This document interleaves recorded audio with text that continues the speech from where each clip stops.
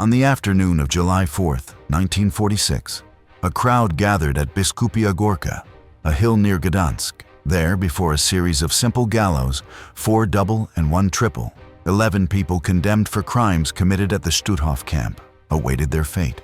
Men and women were transported in open trucks, their hands and feet bound. The spectators watched in silence as the prisoners were forced to climb the improvised platforms. A rope was placed around each neck, and without hoods or ceremony, the vehicles moved forward, leaving the condemned hanging. Some resisted and lunged at the guards.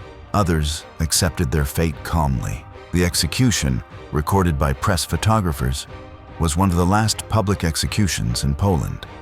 Among the condemned were the 5 female guards of Stutthof, whose stories are interwoven with the camp's origins and development. Welcome to Wartime Archive. The seduction of the uniform, origins of the female guards. On the afternoon of July 4th, 1946, a crowd gathered at Biskupia Gorka, a hill near Gdańsk. There, before a set of simple gallows, 4 double and 1 triple, 11 people condemned for crimes committed at the Stutthof camp awaited their fate. Men and women were transported in open trucks, their hands and feet bound. The spectators watched in silence as the convicts were forced to climb the improvised platforms. A rope was placed around each neck, and, without hoods or ceremony, the vehicles moved forward, leaving the condemned hanging. Some resisted and lunged at the guards, others accepted their fate calmly. The execution, recorded by press photographers, was one of the last public executions in Poland. Among the condemned were the 5 female guards of Stutthof, whose stories are interwoven with the camp's origin and development. Stutthof was born in step with the invasion of Poland in September 1939. Shortly after the German army attacked the country, the Nazi authorities set up a place of internment in a wooded area about 20 kilometers from Danzig, with access to the Vistula River and the Bay of Gdańsk. Its initial function was to detain Polish citizens deemed politically suspect, but it soon became a labor camp and then a link in the machinery of extermination. As the conflict spread and men were sent to the front, the SS began recruiting female personnel to fill vacant guard posts. In the Nazi camp system, it is estimated that around 50,000 guards served, about 5,000 of whom were women. The Stutthof Aufseherinnen were recruited from 1942 onward through newspaper ads and calls issued by the League of German Girls. Most came from working-class or rural families. Some had been maids, shop assistants, or farm workers. Propaganda promised them a wage, food in times of scarcity, and the opportunity to serve the Reich. After brief training in sub-camps such as Bromberg Ost or SK3, where they learned to march, handle dogs, and apply punishments, they were assigned to the main camp. Their gray uniform with high boots and a whip at the belt symbolized their newly acquired authority. Although subordinate to male commanders, the guards held power of life and death over the inmates. They watched over barracks, escorted work details, organized formations, and above all, took part in the selections that sent women and children to the gas chamber. The presence of these women at Stutthof transformed the camp's dynamics. Before their arrival, supervision fell almost exclusively to men. However, as thousands of Jewish women deported from Auschwitz-Birkenau arrived, the officers deemed female oversight necessary.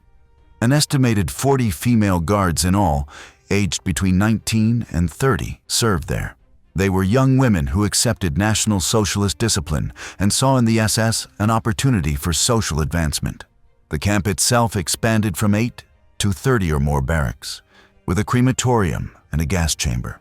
In its few years of existence, it came to hold more than 60,000 people, among them at least 20,000 Jewish women. The combination of a constantly growing compound and the addition of female guards turned Stutthof into a microcosm of Nazi terror in which gender did not preclude violence. Although the early history of Stutthof is often reduced to dates and figures, the physical setting and planning reveal how the camp was reshaped to incorporate the guards. The old section of the compound, opened in 1.939, covered about 120,000 square meters in a wooded hollow. On one side stretched a branch of the Vistula River, and on the other, the Bay of Gdańsk. So the water acted as a natural moat. Access was limited to a couple of roads and a railway connecting Danzig with Elblag. This isolated geography made it easy for the SS to control every entry and exit.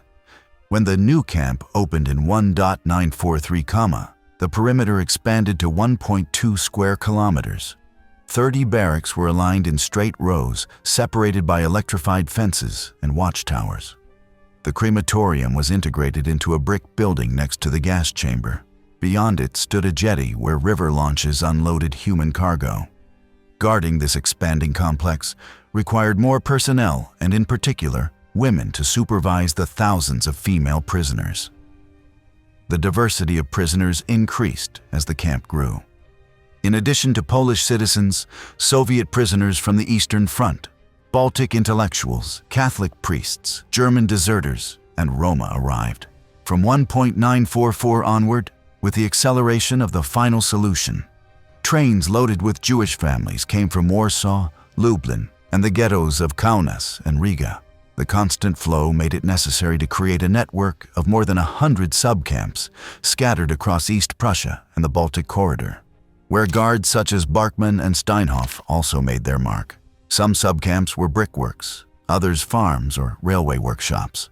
The scale of this network explains the addition of dozens of women. Their tasks ranged from guarding barracks to escorting transports of female prisoners and drafting reports on each detachment's productivity. The administration of the complex rested on meticulous bureaucracy. Each barrack was overseen by a block elder and several kapos, privileged prisoners charged with maintaining order through beatings. Records were kept with German punctiliousness.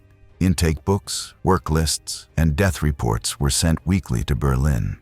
Above the prisoner structure stood the Kommandantur, where SS officers conducted daily inspections. The female guards attended these inspections, accompanying officers during roll calls and serving as a link between the administration and the inmates. The evolution of Stutthof, from a civilian internment center to a concentration camp, and then a node of extermination, cannot be understood without the participation of these women, who enabled the repressive apparatus to expand to include tens of thousands of female prisoners. 5 names, one and the same horror. The female guards of Stutthof were not vague figures. They had faces, ages, and concrete life stories. 5 of them, Jenny Wanda Barkmann, Elizabeth Becker, Wanda Klaff, Gerda Steinhoff, and Eva Paredes, ended up on the gallows for their participation in murders and torture. Jenny Wanda Barkmann was born on May 30th, 1922, in Hamburg. She wanted to work in fashion, but the war cut short her ambitions. In 1944, she volunteered for the SS and was assigned to Stutthof. Her beauty earned her the nickname Beautiful Spectre, but her cruelty was even more often remarked upon. Witnesses stated that she beat pregnant women with a riding crop and sent children and elderly women to the gas chamber without batting an eye. As Soviet troops approached, she tried to flee disguised as a refugee. She was arrested in May 1945 at the Gdańsk station. During her trial, she appeared haughty and defiant. Upon hearing the sentence, she remarked that life was a brief party and she was ready to face it. Elizabeth Becker, born on July 20th, 1923, in Neustadt, joined the League of German Girls at 13. She worked as a tram conductor and farmhand until, on September 5th, 1944, she received an order to report to Stutthof. At just 21, she became an Aufseherin in the women's camp. Although her service lasted less than 4 months, she took part in selections in which at least 30 inmates were sent to the gas chamber. On January 15th, 1945, she fled before the Soviet advance, but she was arrested in April while hiding on her parents' farm. In court, she wept as she recounted her family history, but the judges emphasized her role in the killings and sentenced her to death. Wanda Klaff was born on March 6, 1922, in Danzig. She worked in a jam factory before deciding to enlist in the SS. In mid-1944, she was sent to the Proust subcamp, where she supervised food packaging. She was later transferred to Rusoshin. Her colleagues said she boasted of beating 2 prisoners a day to maintain discipline. She fell ill with typhus in the war's final months and hid in Gdańsk, but was arrested on June 11, 1945. Before the judges, she declared that she had only done her duty, a phrase that highlighted the banality of evil. Gerda Stutthof, born on January 29, 1922, came from a humble family in Danzig. She worked as a farm laborer and baker until she responded to an SS call-up in 1944, when men were being drafted to the front. On October 1st of that year, she became an Officerin and quickly rose to Blockleiterin. She stood out for her severity during the selections of women deemed useless and received the Iron Cross on January 25, 1945, an award rare for a woman. After the camp fell, she married a German soldier and tried to go into hiding, but she was arrested on May 25, 1945. In court, she was seen smiling and joking, an attitude that outraged survivors. Eva Paradis was born on December 17, 1920, in Leborg. Before joining the SS, she worked as a waitress and substitute teacher. In August 1944, she began her training at Stutthof and was assigned to the Bromberg Ost subcamp, where aircraft engines were repaired. There she forced female prisoners to strip outdoors and sprayed them with ice-cold water. When the front approached, she returned to the main camp and then to her hometown, believing no one would identify her. She was arrested in May 1945. In court, she tried to justify herself by claiming obedience to orders and cried upon hearing the sentence. She was the last to climb the scaffold. She staggered and let out a scream when the rope tightened. These women personified the normalization of terror. Young people without prospects found in the SS a place where their loyalty was rewarded with power. Their training dehumanized them until they became efficient cogs in a genocidal system. The presence of female guards shows that Nazism was not an exclusively male project. The regime mobilized every available human resource and endowed women with authority that they exercised with brutality. The presence of women in the Nazi surveillance structure was not limited to Stutthof. Starting in 1942 at Auschwitz, Majdanek, and Ravensbrück, the SS began recruiting female personnel to make up for the shortage of men sent to the front. The Aufseherinnen received the same basic training as their male counterparts, though they specialized in supervising women's barracks and in administrative tasks. Their number reached at least 5,000 over the course of the war, showing that women's participation in the repressive system was not anecdotal. Many came from the League of German Girls, where they were indoctrinated in obedience to the Führer and the importance of sacrifice for the nation. Upon joining the SS, some sought a steady wage and rations. Others were attracted by the power they wielded over those who had once been their social equals. The female guards of Stutthof fit into this dynamic. At first, a small group of women guarded the women's barracks, but with the mass arrival of deported Jewish women, their number increased. Barkmann, Becker, Klaff, Steinhoff, and Paradis are the best known because of their ultimate fate. But others, such as Erna Beilhardt and Hildegard Neumann, also served in the camp and were tried for complicity in murders.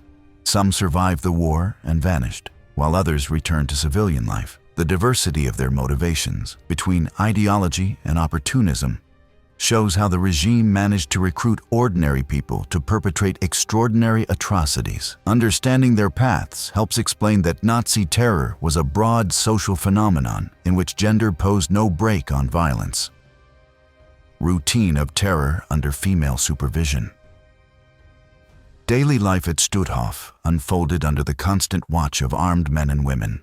From the earliest hours of the day, prisoners were taken from their barracks for roll call on the parade ground, standing rigid for hours in sub-zero temperatures.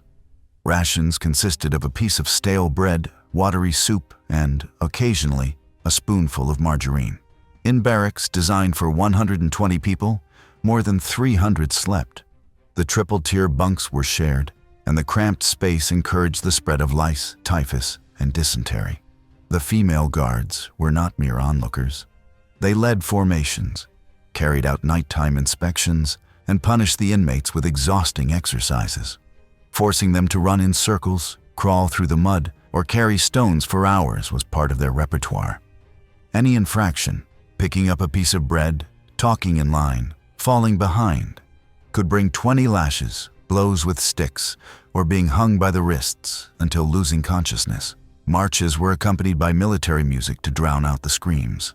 Some Aufseherinnen used trained dogs that were set upon those who could not keep up. During nighttime searches, many prisoners were dragged from their beds and shot in the forest. Slave labor was the backbone of the camp. Inmates made bricks in Bydgoszcz and Baldo, worked on farms, or repaired Focke-Wulf aircraft engines at Bromberg Ost. Under the supervision of the female guards, women sewed uniforms, hauled sacks of cement, or carried logs. The constant noise, endless shifts, and poor diet led to fainting. Those who collapsed were labeled useless and, after a selection organized by the Aufseherinnen, sent to the crematorium or to the gas chamber inaugurated in June 1944. Some functions of Stutthof were even more sinister. Near the camp operated an installation run by Rudolf Spanner where soap was made from human fat. Testimonies from workers and seized documents confirmed that small batches were produced for military hospitals. The camp also employed trucks with airtight compartments to gas prisoners en route. Such practices reveal the extent to which human life was reduced to raw material. The presence of women in guard posts did not act as a mitigating factor. At times, it intensified the violence. It is estimated that from 1942 on, in camps such as Auschwitz, Majdanek, and Ravensbrück, more than 5,000 female guards were trained to watch over women's barracks and handle administrative tasks. Some, like Irma Gresses or Herta Botha, were notorious for their sadism. At Stutthof, the profile of the Aufseherinnen was no different. They had been raised in an environment of National Socialist indoctrination and learned to impose discipline without showing mercy.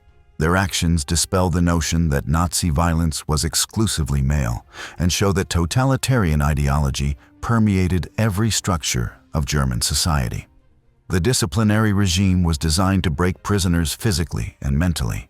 In addition to sport exercises, they were forced to stand for hours with their arms raised, endure blows to the head with sticks, or carry wooden logs between rows of guards shouting at them. The Aufseherinnen often invented punishments to assert their authority. They forced prisoners to clean latrines with bare hands, carry buckets of excrement without spilling a drop, or remain kneeling on sharp stones. If a woman tried to hide a garment or a piece of food, she could be beaten unconscious. The display of violence was intended to turn the inmates into obedient, servile beings. Those who still had strength were assigned forced labor in subcamps scattered throughout the region. Around Gdańsk, there were SS-run carpentry, tailoring, and shoemaking workshops. However, most prisoners were sent to outside facilities.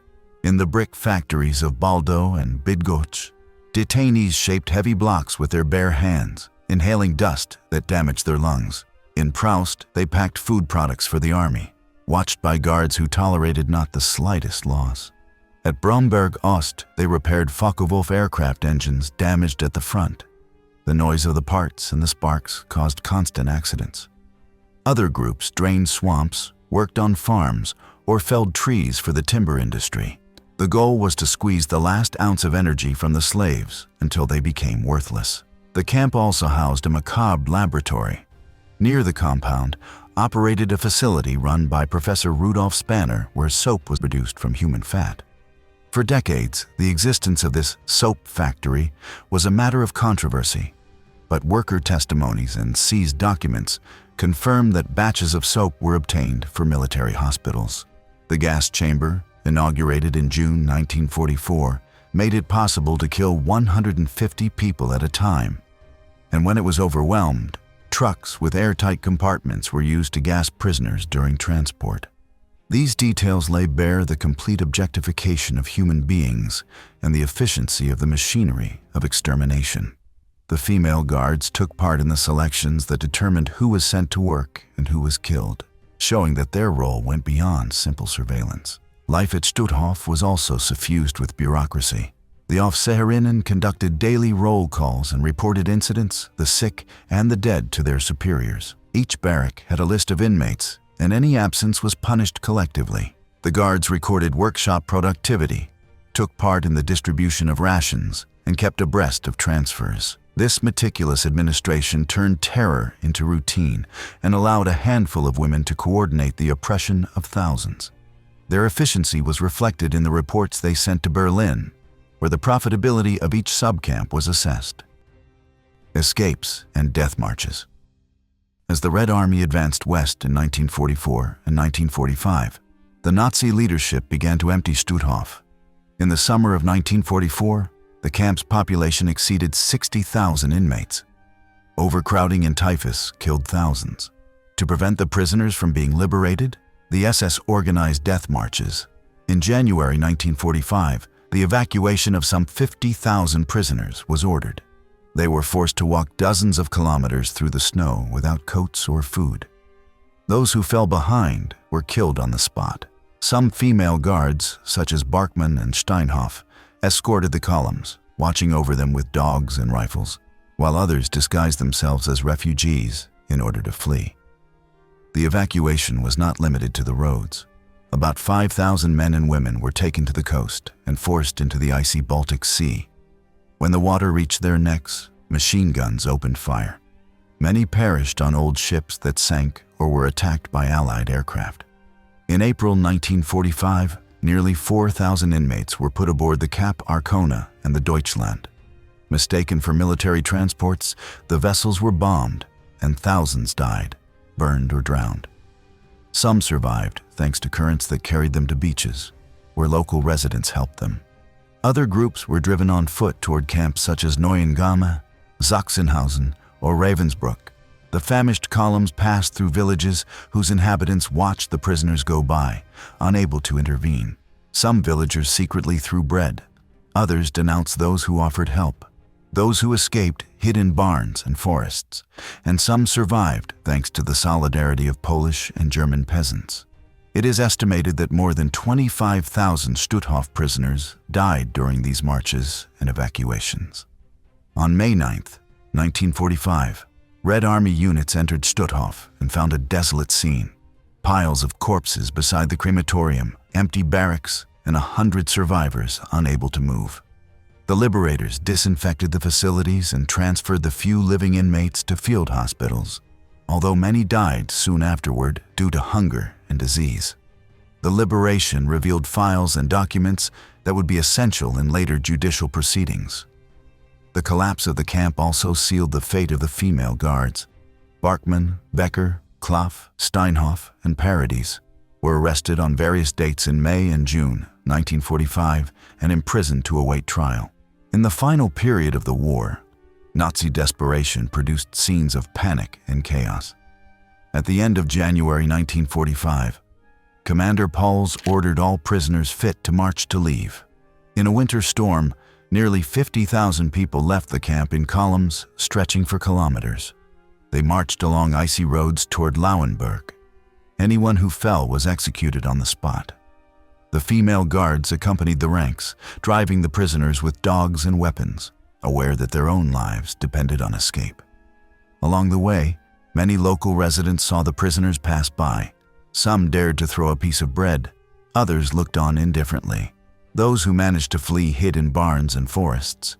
A few survived thanks to the help of Polish or German farmers. The horror continued on the coast. A group of 5,000 prisoners was driven into the waters of the Baltic Sea and forced to wade in until the water reached their chests. At that moment, the guards opened fire with machine guns. Only a few survivors managed to swim to shore. Another contingent was loaded onto ramshackle barges. In April 1945, nearly 4,000 inmates were taken to the Cap Arcona and the Deutschland. 2 ships anchored off Lübeck. Unaware of who was aboard, the British Air Force bombed the vessels. Thousands of people were burned to death or drowned. The Stutthof female guards on board jumped into the water and some managed to escape, but others went down with the prisoners. The death marches left a devastating toll. It is estimated that more than 25,000 of the 50,000 prisoners evacuated from Stutthof perished along the way. Individual stories of survivors, such as that of the Jewish teenager Yehuda Bacon, who escaped and was found by Soviet soldiers, or that of the young Polish woman Kristina Ganor, who hid among the trees, offer a glimmer of hope amid the disaster. The female guards, for their part, were arrested in different places. Barkman at the Gdańsk station disguised as a refugee, Becker at her parents' farm, Klaff while recovering from typhus, Stutthof in Danzig after getting married, and Paradis in her hometown. All were placed in cells where they awaited trial, unaware that the gallows would be their fate. The subcamps that survived the evacuation were also liberated on different dates.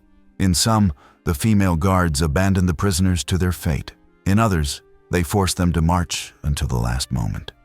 When Soviet troops entered Stutthof on May 9, 1945, they found only about 100 survivors unable to move, heaps of piled-up corpses, and a nauseating stench. Liberation was a mixture of relief and horror. The soldiers had to burn bodies, disinfect barracks, and provide medical care to those on the verge of death. Among the ruins, they found documents that would serve as evidence at the trials and testimonies from inmates who identified the female guards. Thus, the history of the camp came to an end, but not that of its executioners. The final stage, trial and execution. After the liberation, the Soviet and Polish authorities organized special courts to try those responsible for Stutthof. The first trial was held in Gdańsk between April 25th and May 31st, 1946. 13 former SS members and POWs were charged with crimes against humanity. In the courtroom, the presence of 5 young women stood out: Barkman, Becker, Klaff, Paradis, and Stutthof. All were found guilty. 12 received the death penalty and 1, 5 years in prison. The female guards, who at the start of the trial had not taken the accusations seriously, broke down upon hearing the verdict. The plea for clemency was rejected by the Polish president. The individual sentences reflected each woman's involvement in murders and torture. Barkman was considered especially sadistic. Becker, despite her brief service, had selected several inmates for the gas chamber. Klaff and Paradis took part in beatings and executions. Stutthof, as Blockleiterin, had authority over other warders. Other Stutthof-related trials were held in 1947 and 1949, trying more than 50 former officials. 10 defendants in the second trial were executed. In total, dozens of people were sentenced to death or long prison terms. The public execution of July 1946 was the culmination of the first trial. A wooden structure with 4 double gallows and 1 triple was erected on the hill of Biskupia Gorka. The condemned, their hands and feet bound, were forced to climb improvised benches. The nooses were placed without hoods, allowing their faces to be seen. At a signal, the trucks moved forward, ripping away the planks and leaving the convicts suspended. Some died instantly. Others took longer to suffocate while the executioners pulled on their legs. Barkman mounted the scaffold with her head held high. It is said she tried to smile. Becker cried and repeated that she did not want to die. Klaff clung to the post and had to be forced by the guards. Stutthof maintained a cynical expression to the end, and Paradis collapsed when she felt the rope.